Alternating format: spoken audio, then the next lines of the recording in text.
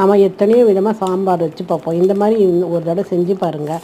இந்த சாம்பார் வந்து காலையில் டிஃபனுக்கு, மத்தியானம் சாப்பாடுக்கு, நைட்டு டிஃபனுக்கு இது யூஸ் ஆகும். 2 பேருக்கு செய்யலாம். 100 துவரம்பருப்பு, 50 சிறுபருப்பு கழுவிட்டு ஊற வச்சுக்கலாம். வெங்காயம் 2 தக்காளி, பச்சை மிளகாய், பூண்டு, பெருங்காயம், கொஞ்சம் மஞ்சள், கொஞ்சம் சீரகம், ஊற வச்ச சிறுபருப்பு, துவரம்பருப்பு எல்லாத்தையும் இது கொதிச்ச உடனே நம்ம மூடி போட்டு ஒரு 2 விசில் வந்தால் போதும். வெந்த பருப்போட நம்ம வீட்டில் இருக்க சாம்பார் பவுடர் இல்லாட்டி வீட்டில் அரைச்ச மிளகாத்தூள், இதோட கொத்தமல்லி, உப்பு. இந்த சாம்பார் கொஞ்சம் தண்ணியாக இருக்கணும். அதனால் தேவையான தண்ணி ஊற்றி நல்லா தளதளன்னு கொதிக்கணும். ஒரு நல்ல கொதிக்க விடுங்க. இதுக்கு ஒரு தாளிப்பு கொடுத்துடலாம். எண்ணெய் ஊற்றி கடுகு உளுந்து வெடித்த உடனே கொஞ்சம் வெங்காயம் நிறைய போடுங்க.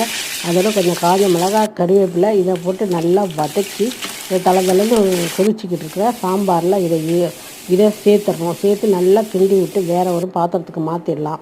அதில் கொஞ்சம் கொத்தமல்லி போட்டு அதோட கொஞ்சம் பாதி எலுமிச்சம்பழம், புளி ஊற்றாதனால பாதி எலுமிச்சம்பழம் ஊற்றிருக்கேன். இது காலைல டிஃபனுக்கு வச்சுக்கலாம், மத்தியானம் சாப்பாட்டுக்கும் வச்சுக்கலாம்.